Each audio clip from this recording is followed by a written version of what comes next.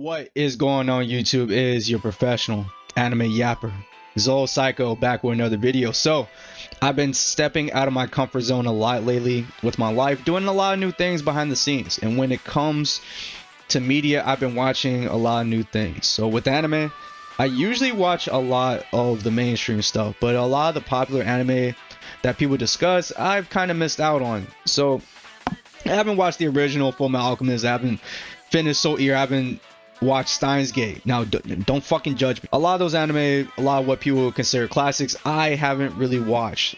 So maybe I'm not a true anime fan. Yeah, I haven't fully watched those anime. Recently, I decided to dip my toes into the other big three series. So when I was growing up, I watched Naruto and only Naruto. I've seen a lot. Yeah, I've seen quite a bit of One Piece, but back then when I was first trying to get into it, I didn't really like it because I thought the art style looked pretty dumb. And I also thought Bleach was pretty stupid too, and it was mainly because of the name. I didn't know why it was called Bleach. Like I just thought it just sounded stupid to me, and I was more drawn to child main characters when it came to anime. I didn't really like ones that had characters that look like Ichigo, Kenshiro, Guts, those big ass, brolic ass dudes. I don't really like anime that had those guys as the main character because I could never really identify with them. I never got that power fantasy feel from it because like they were very unrelatable to me. I always preferred the relatable characters. But now I'm a grown ass man and I have vastly different opinions now when it comes to those types of characters. Like I can identify with different characters now than just like, you know, like the same type of character in every series and shit like that.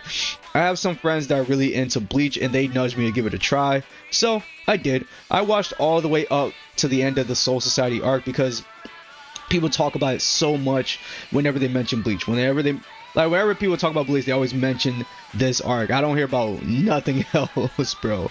And I give it a try, give it a watch, and yeah, it's pretty cool. Bankai!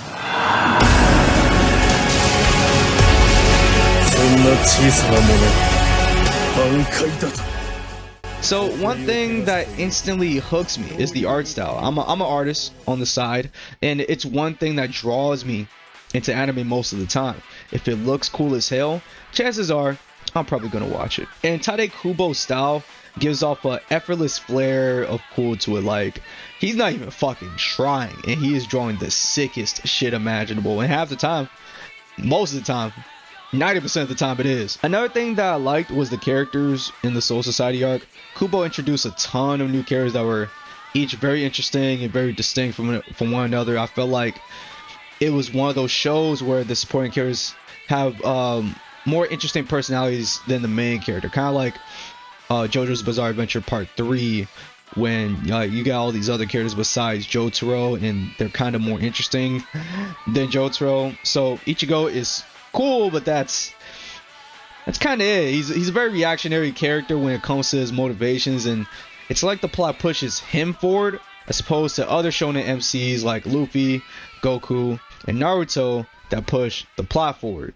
But right now I feel like he kind of has that big brother vibe when it comes to his personality and his relationship with the other characters in the story. I really like his personality actually. Like as I'm starting to watch him more, I'm starting to get more of a feel for who he is as a person. He's kind of just like a regular dude, and I like that. I want to see him push into more interesting territory in the future. So right now I would say my favorite character is Yoruichi for reasons. I also think she's just very cool. I feel like we need more badass female characters in anime, and we just never really get that anywhere. Like I'm not asking for those strong female characters that we see in Hollywood and stuff like that, but I'm not trying to see the opposite of that either. Like make them strong, but make them a woman too. Like especially when we have these series where the characters have supernatural abilities. Now if you're just getting into Bleach, or if you've just been a fan for a minute, you know that the Soul Society arc is this is where shit really pops off. up until that point, the series is cool. You got Ichigo fighting hollows, getting used to his powers, and the usual shonen stick. But once we hit the Soul Society arc, Bleach shifts into a whole different fucking gear. This arc is where we really see Tite Kubo flex his shit, bro. Like, the stakes are higher, the world expands, and the characters start to show some real growth. It's not just about Ichigo fighting to protect his friends anymore. Like, the plot goes from like super simple to like something like really, really special. It's about saving Rukia from execution, dealing with the politics of Soul Society, and uncovering secrets that shake the foundation of the world Kubo is built. Now, let's get into the good stuff. What makes the Soul Society arc stands out isn't just the action. The action is fucking fire, by the way. It's the way Kubo introduces us to this whole new world within the Bleach universe. We go from the familiar everyday setting of the human world to this complex society with its own rules, hierarchies, and history. The Soul Society arc feels alive, like it's a place that existed long before Ichigo and his crew showed up. It's gonna keep going after they leave. Like, it's a ever-existing place. And let's talk about the characters we meet in this arc. The captors of the Gotei 13. I'm not good with names, guys. I'm not fucking good with names. The captors of the Gotei 13 are some of the most interesting characters in the series, each with their own distinctive personalities, powers, moral codes, and shit. We got Byakuya, who's all about upholding the law no matter what. He's kind of like that. It's kind of like that annoying man. Like, if you guys ever worked retail, like any job really, like, he's like that annoying manager. Like, there's like no room for error. Like, you don't want to fuck around with that manager, bro, or they're gonna get on your ass. They're gonna call up HR, you know. Like, you don't want to fuck with that manager. That's what Byakuga, that's the vibe Byakuga gives off. Then there's Kenpachi. He's just out here looking for a good fight. I fucking love Kenpachi. He's very entertaining, very cool. And of course, we can't forget about Aizen, who goes from like just a normal mild-mannered captain to one of the most dangerous. Like, this guy turns to a fucking demon overnight, bro. Like, it's he does like the craziest shit. Like, I already knew about Aizen's heel turn. I already knew about the reveal and stuff like that, but I never actually seen it in action. I never knew fully how it played out, and seeing it like that, yo, it was crazy to see. It was crazy to see how everything got unveiled, and it kind of makes me wish I went into this series like fully blind. But unfortunately, Aizen was one of the only things I knew about Bleach. Now, the character dynamics in this arc, they're what really drives the story forward. Ichigo's determination to save Rukia is contrasted with the rigid structure of Soul Society. So the Soul Society, like, rules and traditions are everything. It's a classic clash between like individual will and institutional power. It kind of reminds me of when I was a teen, when I was like 16 and 17 and shit like that, and you're learning about the world, but you start to question everything. You start to question, why is everything the way it is? Why can't I just do this? Why am I forced to do that? Why do I have to follow these people? Like, just like, it's one of those things where, like, I have to do this thing just because they say so. Fuck that. And he also learns that not every battle is fought with just strength. Sometimes you need strategy, you need alliances, and a deeper understanding of your enemies. So like Ichigo, he's going through his arc, he's just trying to blast through everybody, but he's starting to realize, like, there's going to be people, there's always a bigger fish, bro. Like, he went from fighting hollows to fighting these guys, and it's a vast difference. So the battles in the Soul Society arc are also on a whole other level. This is where we start to see the full potential of the Zanpakuto, with characters revealing their Bankai and unleashing abilities. Like, it got fucking insane. Each fight isn't just a test of strength, but a reflection of the characters' inner conflicts and beliefs. So whether it's Ichigo versus Byakuya or Renji's struggle to prove himself, like, every battle feels like it matters. But here's why I gotta keep it real.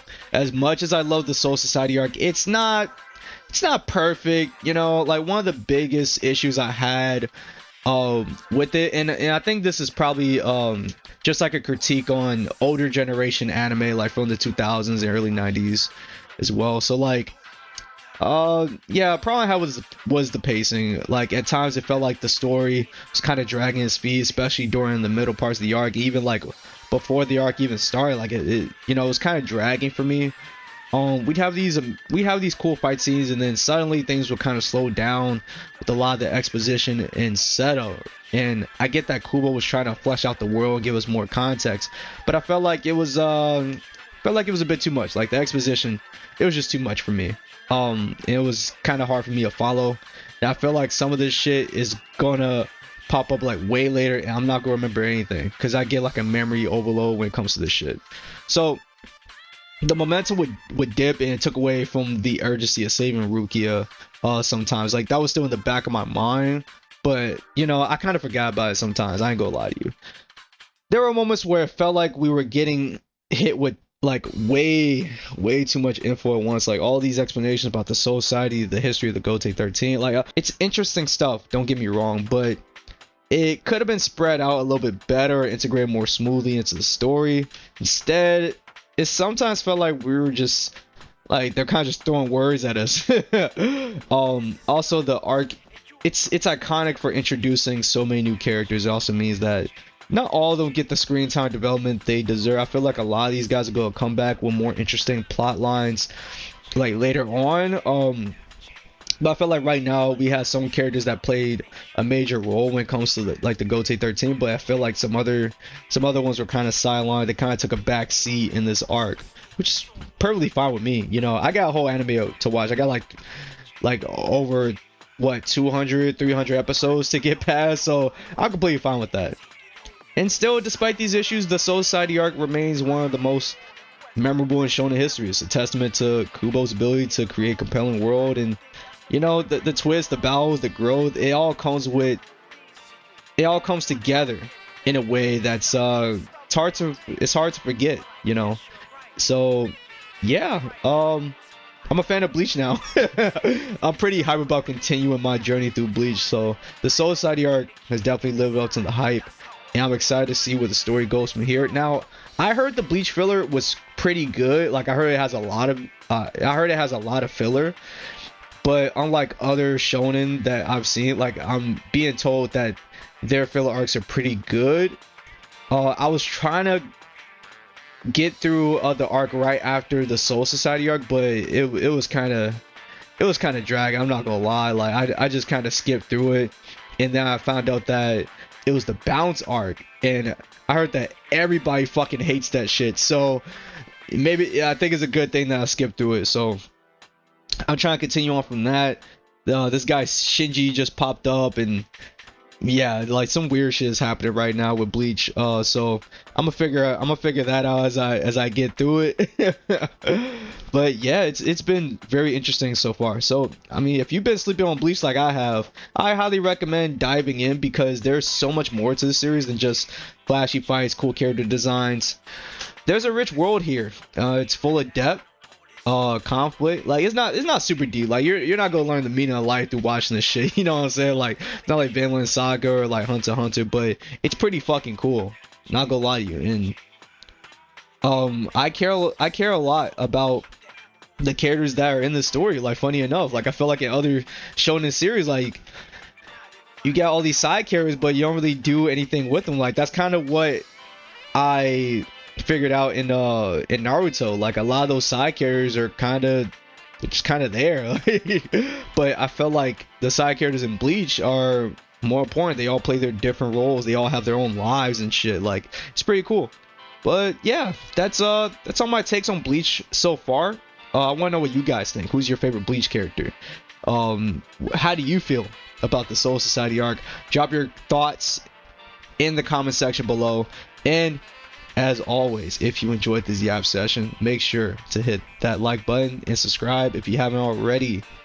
And make sure you press the notification bell so you don't miss out on any new content. I'll catch y'all in the next one. Peace.